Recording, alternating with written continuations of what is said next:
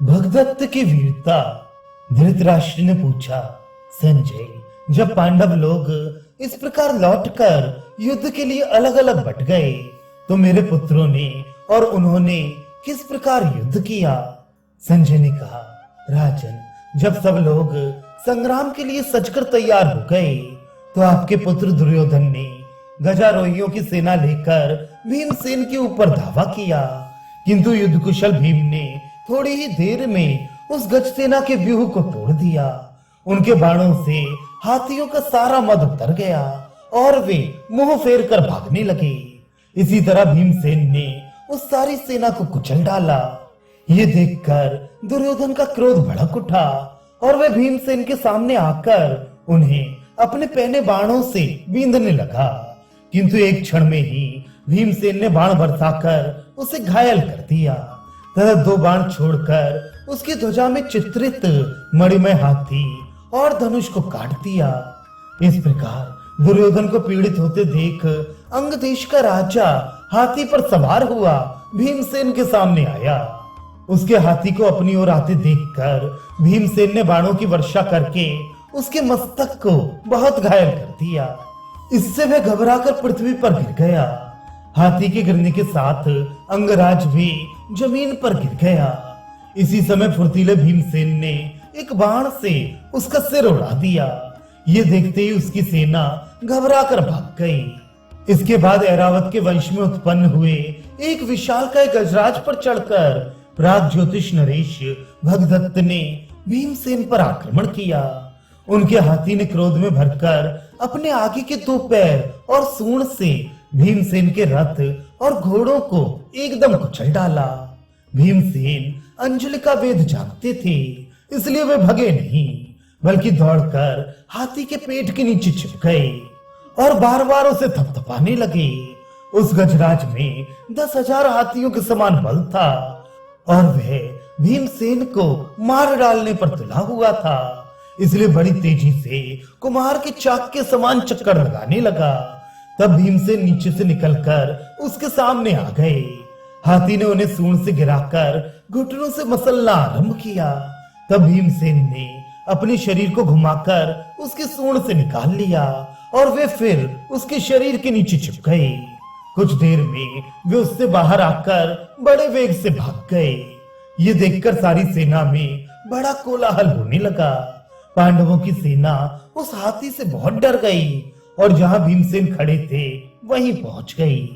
तब महाराज युधिष्ठिर ने पांचाल वीरों को साथ लेकर राजा भगदत्त को सब ओर से घेर लिया और उन पर सैकड़ों हजारों बाणों से वार किया, किंतु भगदत्त ने पांचाल वीरों के उस प्रहार को अपने अंकुश से ही व्यर्थ कर दिया और फिर अपने हाथी से ही पांचाल और पांडव वीरों को रौंदने लगे। संग्राम भूमि में भगदत्त का ये बड़ा ही अद्भुत पराक्रम था। इसके बाद दशाण देश का राजा हाथी पर चढ़कर भगदत्त के सामने आया।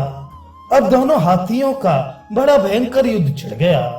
भगदत्त के हाथी ने पीछे हटकर फिर एक साथ ऐसी टक्कर मारी कि दशाण राज के हाथी की पसलियां टूट गईं। वह तुरंत पृथ्वी पर गिर गया। इसी समय भगदत्त ने 7 चमचमाते हुए तोमरों से हाथी पर बैठे हुए दशाण राज को मार डाला। अब युधिष्ठिर ने बड़ी भारी रथ सेना लेकर भगदत्त को चारों ओर से घेर लिया, परंतु प्राग ज्योतिष नरेश ने अपने हाथी को यकायक सात्विकी के रथ पर छोड़ दिया। हाथी ने उसके रथ को उठाकर बड़े वेग से दूर फेंक दिया, किंतु सात्विकी रथ से कूदकर भाग गया। तब कृति का पुत्र रुचि परवा भगदत्त के सामने आया। वह एक रथ पर सवार था।